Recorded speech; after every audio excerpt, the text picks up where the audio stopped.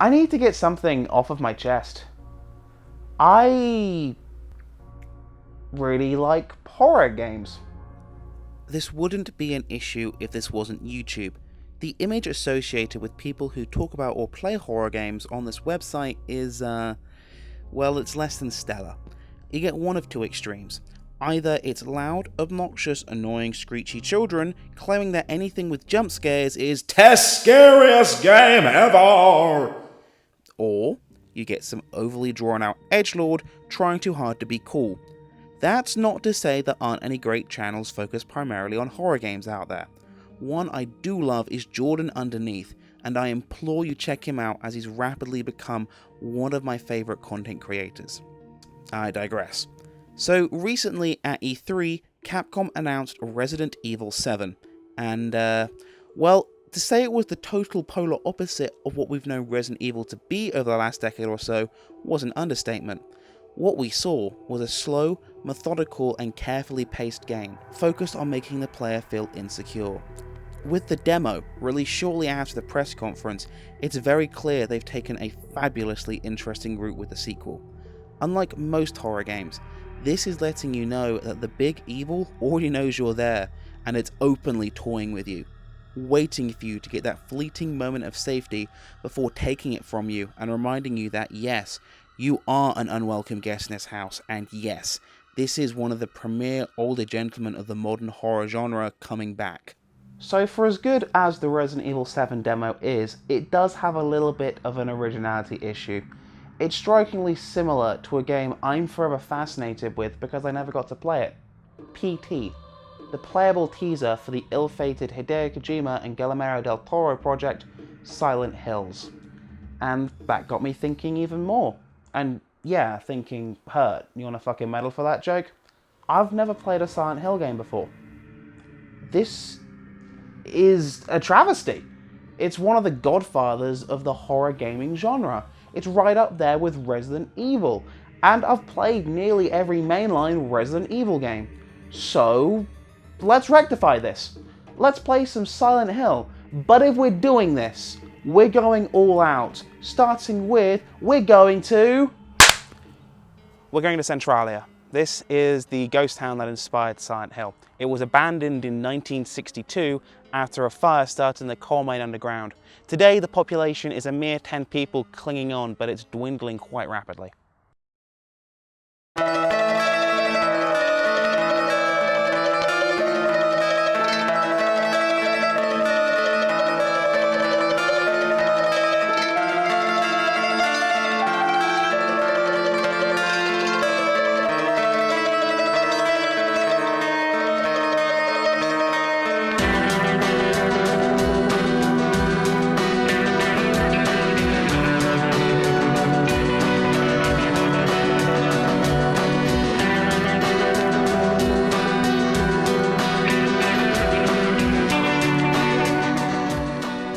It's 17 years old. The controls have aged about as well as milk, but dear God, does Silent Hill have atmosphere. The plot follows our main character, Harry Mason, who finds himself stuck in Silent Hill after his car took a spin, narrowly avoiding a woman randomly appearing in the road before him. Now he wakes, finding his daughter Cheryl missing, and quite literally, himself to be in hell. The opening scene is fantastic, with Harry chasing his daughter to an alleyway. Initially, nothing seems too amiss, but then we find blood, rust, a body chained to a fence. Then it happens. Harry is assaulted by childlike demons and, after a brief bout, gets knocked out. This opening scene is iconic. It's been loved, parodied, and referenced by people even like myself who've never played the game until now. It's a perfect opening to a game that plays on the player's insecurities and emotions. And that it does spectacularly. Everything is just out of view, or shrouded in mist and darkness. It's soaked in atmosphere, always playing on what you just can't see on the edge of your vision, and noises just on the edge of your hearing. It even makes a point of playing on player familiarity with real world, opting with a very standard building and town layout to seep in that something has gone perversely wrong with this normal suburban town, much like Centralia. Centralia, for lack of a better word, is completely overgrown. Wind back the clock to 1960, and this was a thriving town. Today, with the coal-fired underground forcing evacuation, the few residents that refuse to move on are now alone. The entire town has been reclaimed by nature. It's kind of bizarre being able to walk up to somebody's porch and casually sit down where there's no house, or seeing holes in the ground completely filled in. Nature has reclaimed this town. But the reason for the design decisions in this game are pretty well known. Konami created a brand new team for this project, Team Silent, made up of rejected members from other teams. Fun fact, most of these guys were about this close to quitting Konami at the time, until they get put in charge of this project.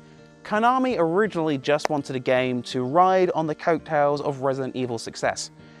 They wanted a game that would sell out, and they wanted to sell out. What happened instead was a very interesting development cycle which took a very wide left turn and ended up giving us a game that, instead of focused on monsters and claustrophobia in a mansion, focused on emotions and familiar environments being bastardized. This led to a very strange development cycle, in which the game we see today underwent many changes. Initially, Konami wanted a Hollywood-type game that would appeal to American audiences in the same way that Resident Evil did. Due to the tensions between Team Silent and Konami, this ended up being put to the side, and instead we got a game designed to appeal to its players' emotions. The losers, sat at their own lunch table, ended up working on something very, very special.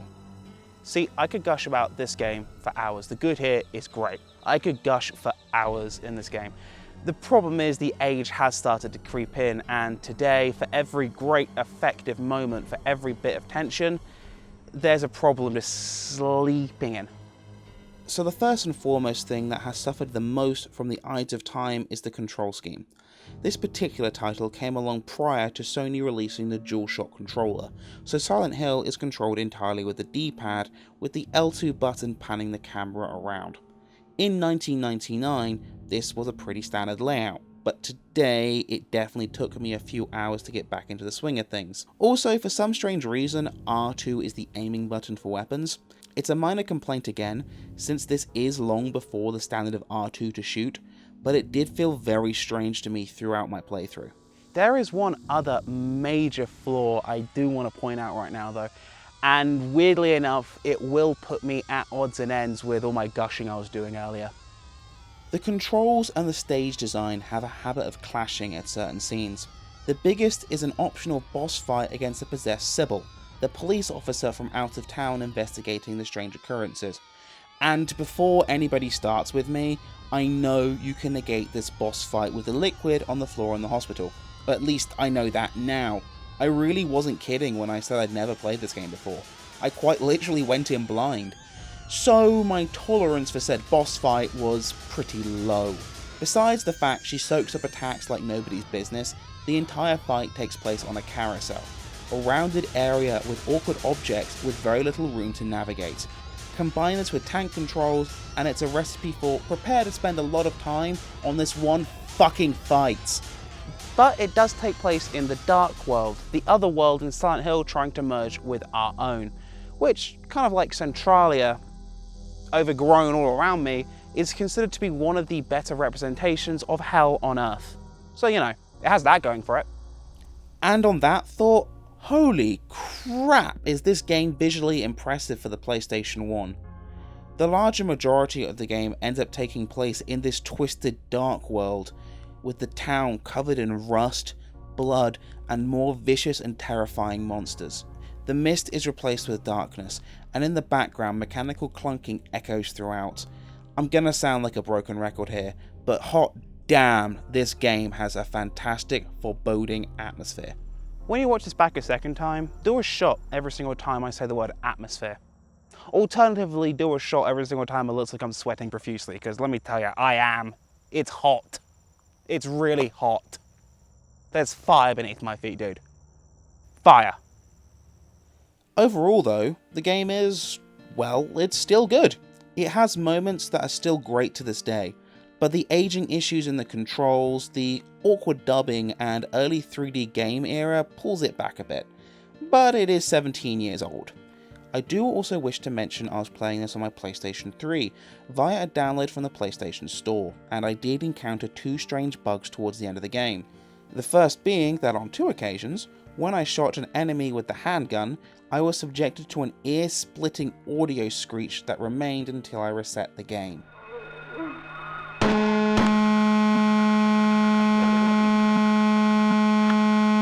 To everyone in my audience with hearing issues, I apologise. And to those who don't have hearing issues but now do, talk to the ones who do for a good deal on a hearing aid. And the other was at the final boss. I ran out of ammo near the end of the fight and I found I couldn't hit the bugger with my pipe, so I just continued to run around for a few moments avoiding attacks. However, it still died. I don't know why, it just died. I got the ending to the game, and I won? How exactly? I'm kind of scratching my head here, but apparently I did beat the boss, so... you know. Plus, right before the final boss, the game does something I fucking hate in all media.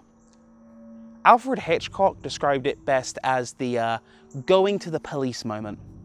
All the way up to here, the plot has been very open and very thin on the ground, with a lot of open-ended ideas that hint at cult activities and a horrible outcome to a young girl.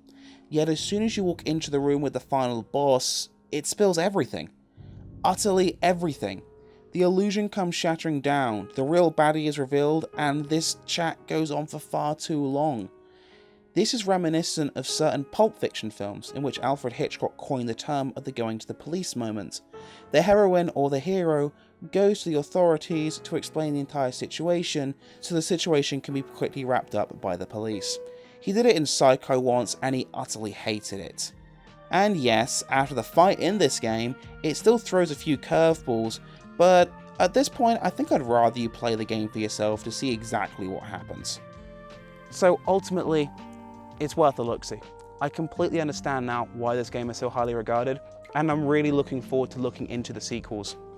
Plus, it's only $5 on the PlayStation Store, with cross-buy between PlayStation 3 and PlayStation Vita. It's a great little reminder of a time when Konami actually made interesting ideas and good ideas and not just, fucking pachinko machines. Take care, cupcakes. We'll see you next month. Now, if I can get out of here without falling into hell, just gonna carefully, yeah.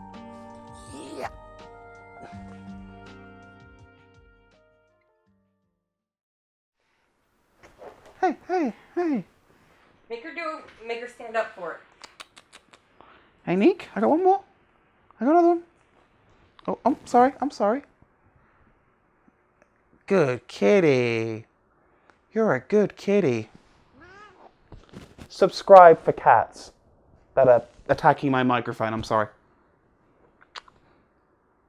You just want to get away from me, don't you?